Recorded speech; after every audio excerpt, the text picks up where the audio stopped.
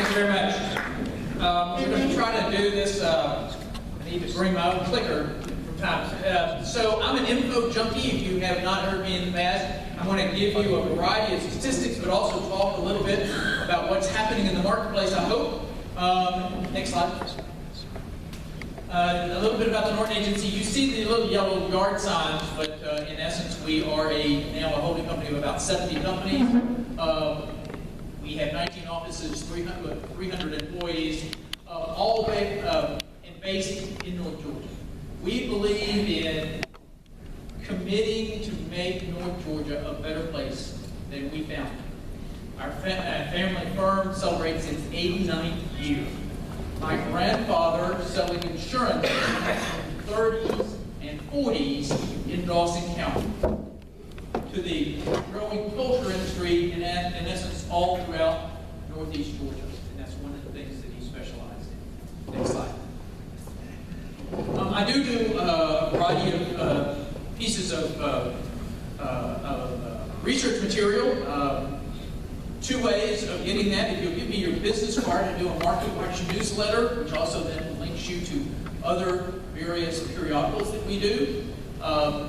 We currently are sending 22, we currently have a mailing list, email list of about 22,000. I'm not selling any listings. I'm not promoting any listings.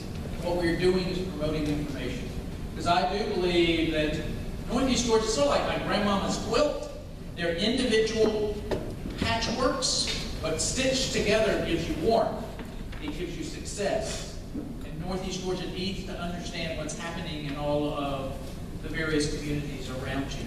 And you are, and you'll hear more, affected by what is happening around you.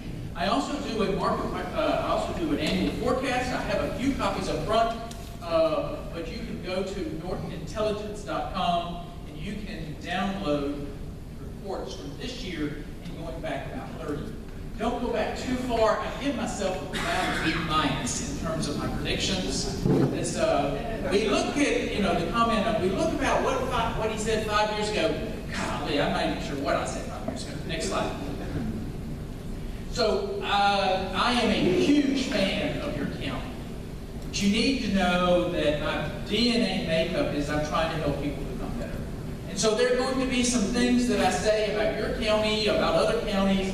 Please don't take that in the wrong sense. It is with a great deal of heart that I say that, and I want to challenge you to be better, because I think that's one of the things that we as a firm, now 3 generations, need to do. And I am frank. I am frank 24/7, so my filter sometimes works and sometimes doesn't. Next slide. So I thought what we would do is cover a little bit about what happened 2016. We do a poll of various business leaders. We do a poll internally within our own company, and we come out with the top 10 events that affect Northeast Georgia. Some of them affect individual counties, and some affect multiple counties. And go to the next slide. So a couple of, and these are in a random order. The first is Dawson County. I'm sorry, that is Habersham County, yes. Habersham County, this little sleepy county on 365, 441, has just developed an economic development division funded by their business leaders. And the really interesting thing is that while lots of counties are doing this, this county hired as their economic development director the former chairman of the Cobb County Commission. Now that chairman is the same chairman. He recently lost his re-election, but he's the guy that convinced Cobb County to attract the Atlanta Braves. Perhaps not he lost, but it will be really interesting that he's moving to Habersham County, not for retirement, but for economic development. And it'll be interesting to watch. Next slide.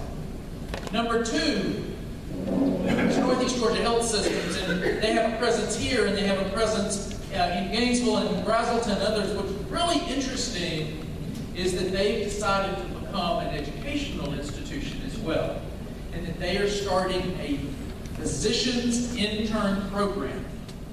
They'll be having, beginning in 2019, they will phase in 158 physician interns on top of their other components. It will affect you, and then the interns will be based here in their facilities, and it'll be based throughout, but they're turning themselves into a teaching hospital, which raises the level of healthcare there and provides them an endless stream, not quite an endless stream, but an interesting stream of new physicians. Next slide. I think this is number 4. This is the city of Lula. Y'all may just not know much about the city of Lula, but the city of Lula has a population of about 13, 14 people. Sits on the western side, sits on the eastern side of 365, 985. They have their own sewer system. They have their own sewer system to serve an industrial area, and they do have a population of about 1,800 people, I think. And they had great plans for their sewer system. In November, a site adjacent to the city of Lula was rezoned for a major shopping center, 15 acres. And that owner decided to connect to Hall County sewer, not the city of Lula sewer.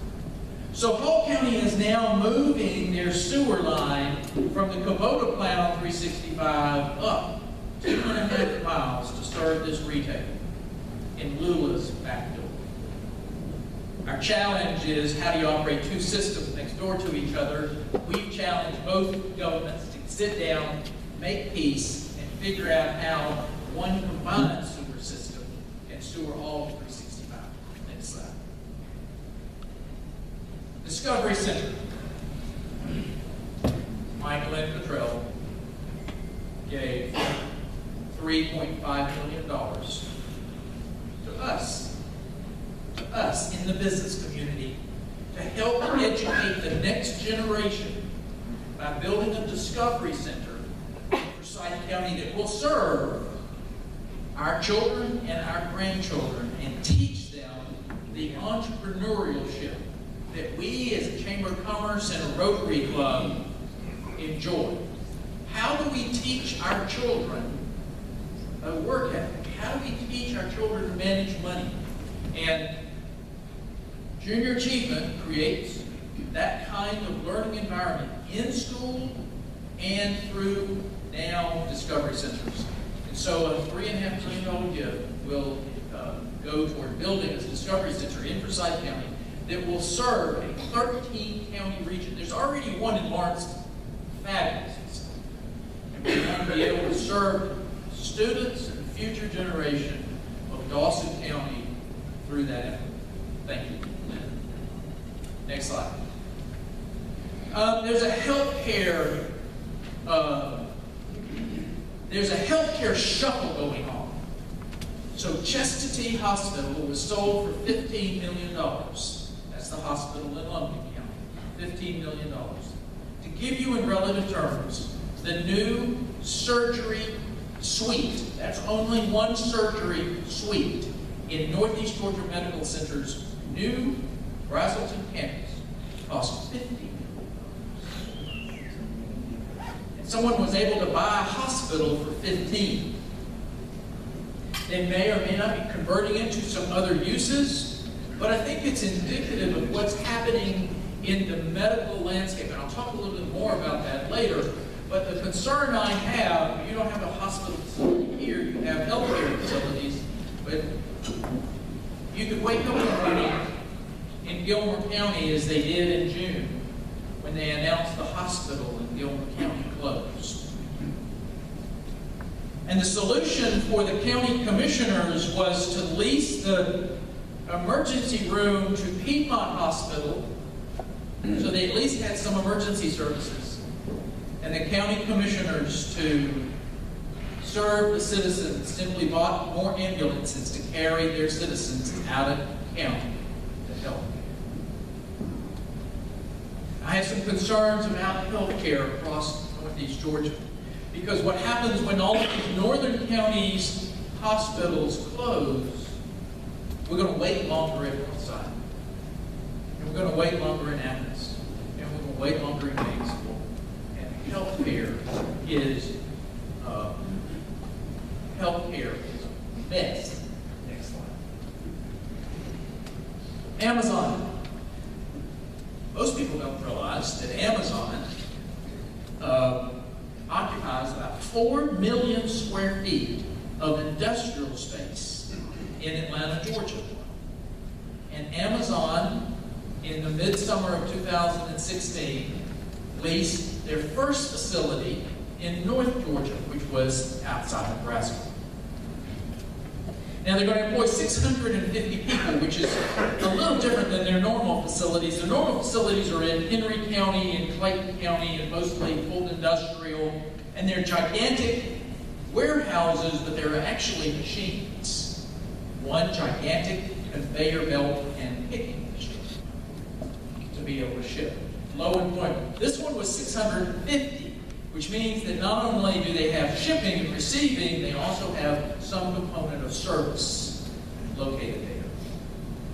But it is indicative of what's happening to change in retail, where big boxes are no longer big boxes we're going to drive to.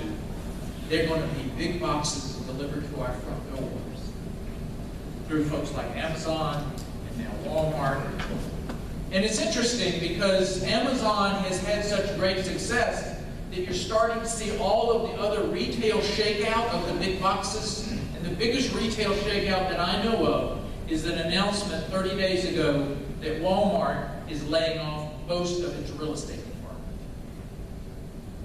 They were building 500, 600 stores a year, and they're projecting that they'll only open up 50 stores in the next 18 months.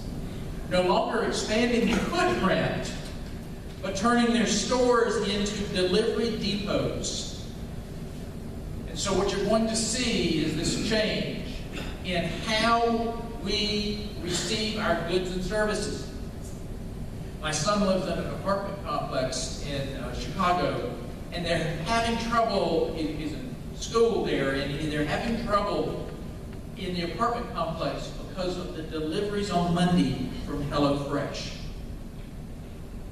Because in this large apartment complex, one central mailbox facility, HelloFresh and Amazon boxes flow out of the mailroom into the hallway. We're going to be starting to get more and more of our goods and services through the mail, places like Amazon. Next slide. You. Nowhere in the state of Georgia have we seen two major retail centers under construction at the same time and now delivered.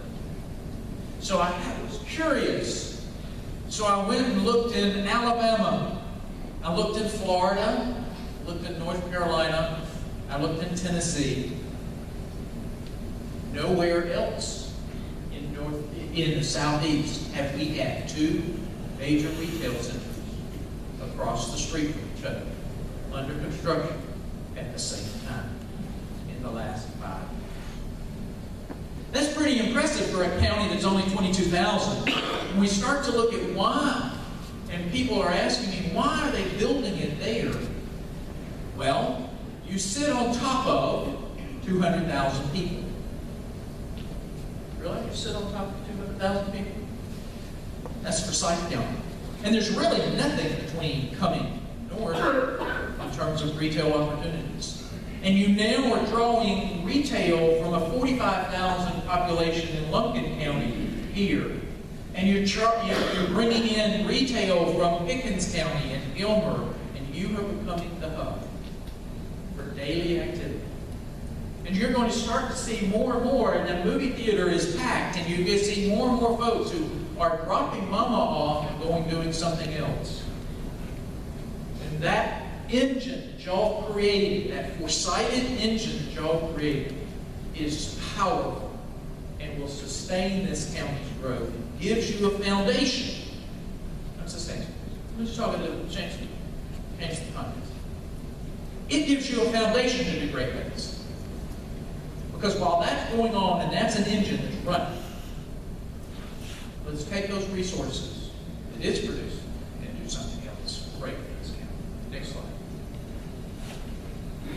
So I had to mention this. They had to bring this up. And I go around all places. Maybe I need to do this.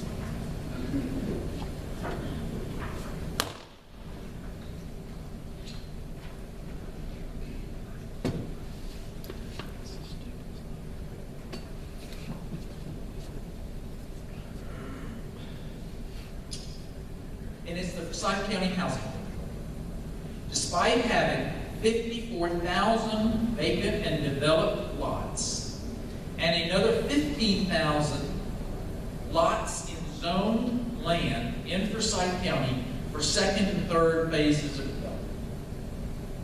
The current political will is to shoot Forsyth County in their own foot, or perhaps kill their golden goose. Forsyth County is a fantastic, energetic, demographic, and economic base. It has higher test scores than anywhere else in the state. It is the most attractive community in which to relocate and has been for the last 10 years, sustaining its growth since then. Mindful, Forsyth County's moratorium is Dawson County's greatest economic recruiter. I have a couple of people say, let me explain that. So there was a major retail developer that was thinking about going into North Forsyth, where all that huge population is, and locating a regional retail center. And the leadership in Forsyth County, 18 years ago now, said, we don't want it. So they moved to your county, and you have North Georgia Premium. In the early 2000s, Forsyth County was permitting some 2,000 houses. And they decided they'd put a sewer moratorium. And the engines of the builders suddenly wanted to stay on 400 and found your county. And we can actually look at the 2 or 3 years after the moratorium for sewer in Forsyth County and your surge in housing price, quality, and development that came here. Forsyth County may be your greatest economic recruitment because they're doing that. Next one. So I had to put this in here. Boy, it's going to be a... He carried the state 53%. But if you look at the state of Georgia and divide it into North Georgia, and that's counties north, they take the line going county and up. He carried North Georgia 79%. He carried South Georgia 63%. So the most conservative area in the entire state, and if not the Southeast, is our region. And we must be mindful in how we provide our stewardship and leadership, because that indicated the conservative nature of our neighbors and ourselves. Next slide. These are supposed to be Easter eggs, but gold Easter eggs don't show up on a yellow map, so they're black. But if you start to look at the road improvements that DOT is spending here, and the road improvements that they're spending at 985 and 85, and the new road they built in Livonia to connect to 85, the interchange they're going to build in Habersham County, exit 14 they're going to build on 985. All of the road improvements, if you look at that, it looks like we're getting a disproportionate share of road improvements. We're not, but it's great. And what we hope is that they will continue in 17 and 18 and 19 to plan for our transportation future. More than just Forsyth County widening 400, we need to look at long-term transportation, because that's going to provide us easy access to goods and services. Amazon, easy access to our front door. And that lack of congestion is part of a wonderful quality of life. Next slide. So when I talk about real estate, I talk about it's complicated. 2016 was complicated, and I think 17 is too. And so on one hand, we feel great. Industrial activity is strong. We're attracting all these new businesses. Retail is strong. House prices have stabilized and going up. We have a 4-month supply of housing. Our tax bases are going up. And yet, as a country, and interest rates are low, as a country, we're not quite sure. As a country, we are sitting on $6–10 trillion that was in the stock market, that's now in our money market, because we don't really want to go back in the stock market, so we can't figure out. Corporate profits are being held in the corporate level or overseas, because they're not really sure what they want to do with investment. We're not quite sure. The market today is complicated. Next slide. So if we look at some market statistics, and by the way, I do plan to send all of these to the chambers. Home supply in December of 06 versus 16. We had an 8.9 months of supply. We now have 4.2 months of supply.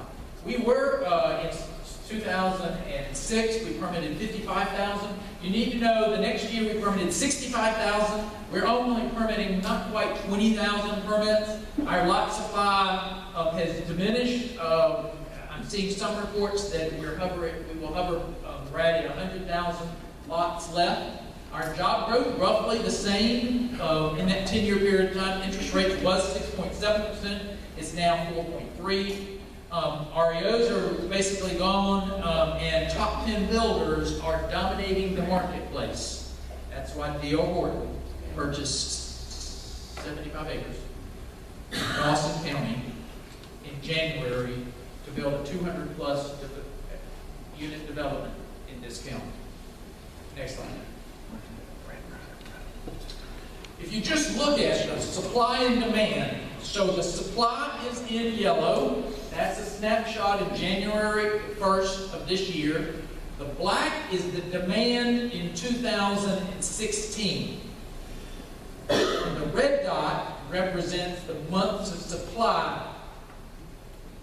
If you think that we have a 4.5 months of supply, that's the average. Because we have roughly a 1.5 month supply today of houses under $150,000. We may have an oversupply of houses over 650, and that's where it shows that. But we have an undersupply of houses, clearly an undersupply of houses, anything under $450,000 in mortgage. What does that mean? What that means is your house price is going to continue to go up. You'll see some additional statistics there.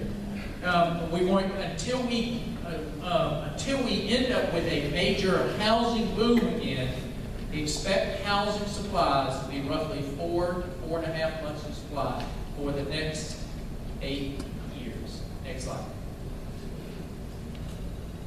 This is Dawson County home sales, and you can see we've slid our home sales. This is year to year, going from 11, 12, 13, 14, 15, 16. We've slid in our demand, in our home sales under 150 because they don't exist. But look at the soaring prices in this county in 250,000 and the swing we have in the other product. Next slide. Single-family houses across the country are down. The black line represents the normality of the market, and the yellow represents what we're actually building. Next slide. Rental vacancy is dropping as well. Whether you're building new apartments, you're not keeping up. We think the state of Georgia is 250,000 single-family housing permits short. before this decade. Next slide. Total real estate sales. This is a wonderful chart. I'm not quite sure why it dropped in 16, but this is the total real estate sales that were done in your county going back to 1990. Wonderful years that we had. Wonderful years that we had. And then we went back down, but we are back up to where we were in 2002. Next slide. Which means that our tax base is on its way up again. Strength of our community is balancing sales tax revenue, this wonderful sales tax revenue, wonderful SPLOST tax revenue, with some property tax revenue, and a wise stewardship of your leaders. Next slide. And housing permits. Peak, nowhere near the peak, but a whole lot better than we have been. Next slide. This is commuting in 2015, that's the latest numbers. Where you're attracting people, most of the workers are coming from Lumpkin, Forsyth, and Hall. Commuting out. Next slide. And we're all going to Forsyth and Hall. Next slide. So I'm going to keep looking at the slides, but these go so fast that I'm going to have to do these myself. So it's location, and I've used this story in the past, but I think it's important that we understand why we are where we are. And so first, let's go back to the start of Atlanta, Georgia. And Atlanta, Georgia office market was at 5 points. And right after, right around 1900, it was at 5 points. And then it gravitated to a suburban office market in Midtown. And Midtown, the suburban office market was in and around the Fox Theater. It then continued up Peachtree Street as it grew and strengthened that office market. And then in by the 1950s, the Gentleman Farms in a small little community called Buckhead had attracted other retail. And they located in the 1950s a Sears store at Pace's Ferry, and then a major mall called Lenox Square. In the 1970s, they decided to build 285. Forsyth leadership built something that was roughly 10 miles in circumference around Atlanta, Georgia. And a gentleman by the name of Michael Gearin purchased 150 acres from the Spruill family. Purchased 500 acres from the Spruill family, partnered with Metropolitan Life, and built Perimeter Mall. He sold 150 acres to Rouse and built Perimeter Mall. He built Perimeter Center. And the destiny for Atlanta office was set. What we now have is that we have Georgia 400. And Georgia 400 and 285, that intersection, within a 5-mile radius of that intersection, 70% of all new office leasing in metropolitan Atlanta took place there. What that meant is that we had a linear downtown, starting at downtown and midtown and Buckhead, straight up to Perimeter Center. We created a linear white-collar employment corridor in metropolitan Atlanta, and it is headed straight up 400 if you can get through this traffic. To us. We have corporate users locating on Georgia 400. We are that white-collar corridor moving up.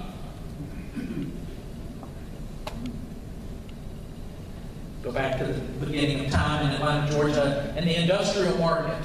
The industrial market was on the western side of Georgia, western side of Atlanta, where the Chattahoochee River came closest to Atlanta, and they were able to locate some manufacturing facilities that utilized those orders, first textile and then other machinery. And then in the 1930s,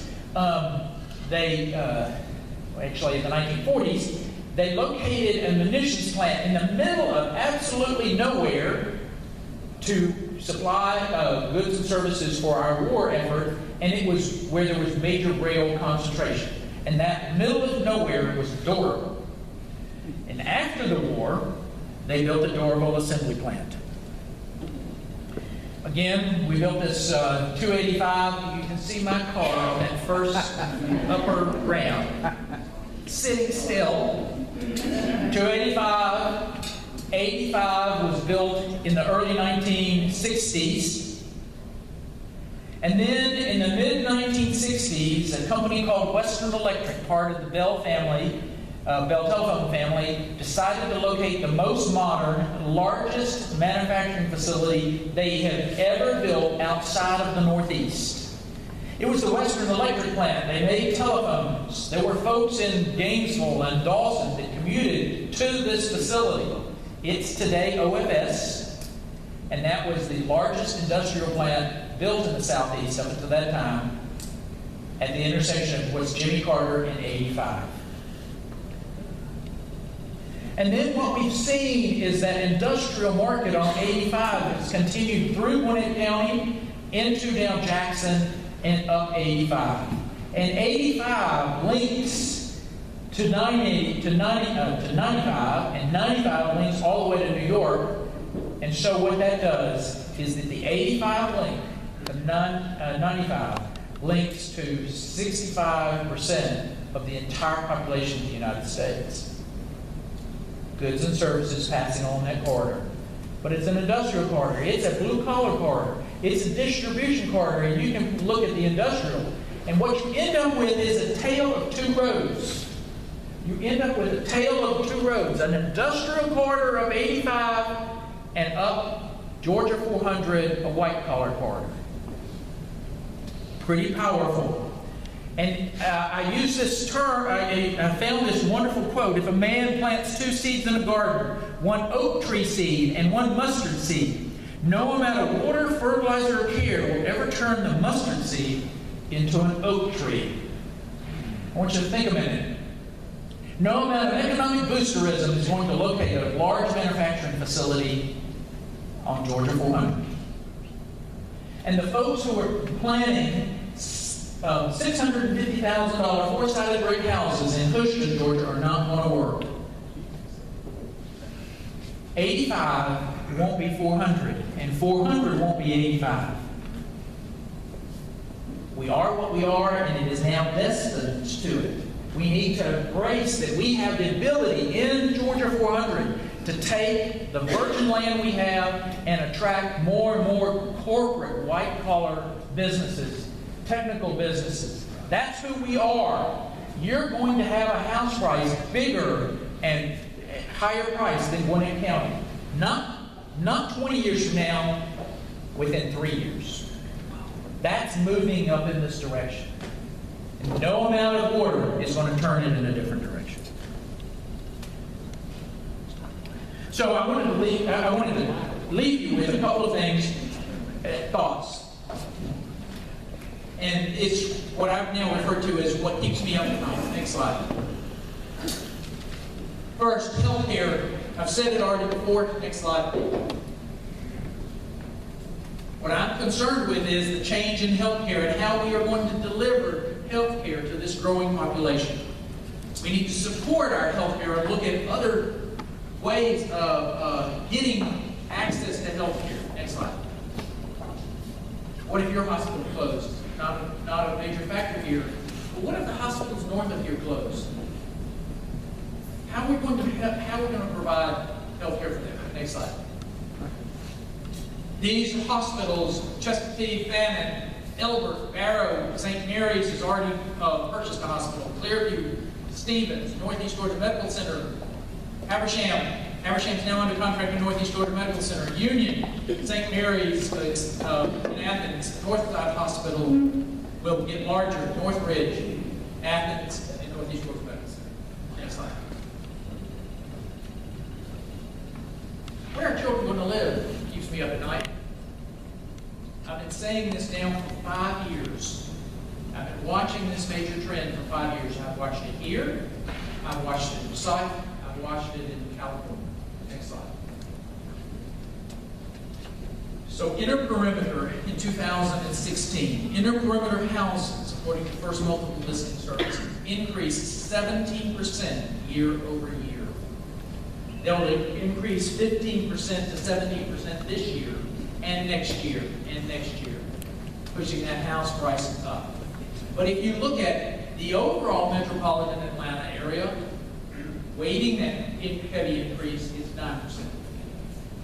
9% also is not sustainable for affordable housing. Next slide. The average price house in the state of Georgia is $228,000. In the state of Georgia. Is that affordable today? Affordable is, in my definition, is a teacher at Dawson County High School, married to one of your public safety officials. Can they afford $228,000? Where are children going to live? Next slide. Distressed properties are gone and aren't going to come back. Next slide. There's a 4-month supply of overall housing. You've seen it down to 1.5 months supply in certain price points. In San Francisco, the average price house today is $895,000. And they have a 3-day supply houses. Next slide. The Norton Agency is a management company, and we manage 400 single-family houses. And as of February 1st, we had 6 vacancies. The average price of those houses for rent was $1,750. Is that affordable? Next slide. So I take a piece of property in Forsyth County, and imagine they live this moratorium. Forgive them, they know not what they do. And I need to follow their new codes. And I have to put underground power, I have to put underground utilities, I have to handle water runoff, I have to handle stormwater runoff, I have to put in sidewalks, all of the requirements. And today, a lot, if I bought it today, a lot in Forsyth County would cost me $45,000 to develop. Plus the land, plus my development risk, reward, profit. But the raw cost is $45,000. This county's probably $32,000. All counties $35,000. Gwinnett County is $38,000. Even a Linwood County, well, maybe Linwood County's even higher because of, a water permit and Dahlonega is $11,000. Cheap. We've got to figure out this because land, that's why everyone is trying to buy all those vacant developed lots. Next slide.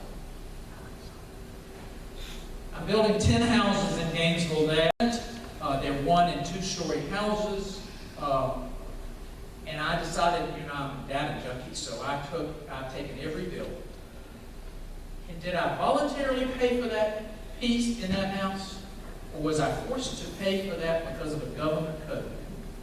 Was I forced to pay that because of government regulation?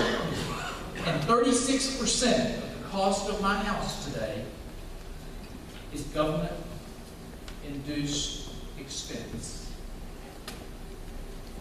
Now, people don't quite understand when I say that, so we have adopted this wonderful thing called the International Building Code. It's the worst thing we could have done, and it's now has layers and layers of bureaucracy in building a simple house. They require me to put an electrical outlet every 6 feet. And when I run down to that corner, I started over here, to run in this corner, I could have 2 3 feet apart. And an electrical outlet's nothing, it's safety. We no longer have to have extension cords if we have it every 6 feet. And they're only $55. And in my little houses, I have 14 extras. Because I grew up in a house that had one on that wall, one on that wall, one on that wall, and one on that wall. I have low, shallow roof lines. There's only 4 feet of attic in my houses, and my heating and air is underneath. They make me pull down the stairs so I can walk up the stairs and immediately hit my head. And because I fell down my stairs, This International Building Code now requires me a floor 10 feet by 10 feet around the attic. That's nothing. It's $625 versus the cost of a hatch. We need to understand the unintended consequences of government-influenced housing costs if we want to provide affordable housing. Next slide. Next slide. So the bottom line is, where are your children going to live? If the average price house today is $228,000, and in Dawson County it's a little higher than that, about that figure. Yes, it is a little higher. Forsyth County average is $400,000. Where's a teacher in Dawson County High School, married to one of our public safety schools, going to live? And you can't say they're going to live in Lumpkin County or Kilmer County or Hall County because they all have the same problem. Where are children going to live? Next slide. I want to leave you with one last thing. And it's the power of thinking big. I read a book called The Magic of Thinking Big by a Georgia State professor named Schwartz. I invite you to, next slide. I think that's the book. Schwartz, I invite you to read it. It's an old book. It was done in the 1950s, but it does apply to us, and we need to be thinking big. And we in the Rotary Club here and the Chamber of Commerce need to be thinking big. You know, some 65 years ago, someone said, you know, there's a hole in North Georgia, and if we dam it in Beaufort, we can fill it. And we can create Lake Lanier. There is someone, some 40 years ago, said, you know, if we draw a line from Atlanta to Raleigh, we could create 85. And then while we're at it, let's just do a loop around it. And then someone 40 years ago said, but we need to get all those people in Roswell and Alpharetta. They never knew we existed. And we need to draw a line straight down to get them to Atlanta. And we have Georgia 400. Those were all big thinking people. There was a big thinking company who said, you know, we need to place an outlet wall somewhere on that Georgia 400. Before there's people, before there's massive people, let's get in early. And that's leaving $450 per square foot of sales revenue right over there per year. So what's y'all thinking about now? What are we thinking? What's our next big idea? What should we view next? We're a population of 22,000, 24,000. What are we going to do next? What's your next big idea? I want you all to dig deep and talk about it. But it's time to think big once again.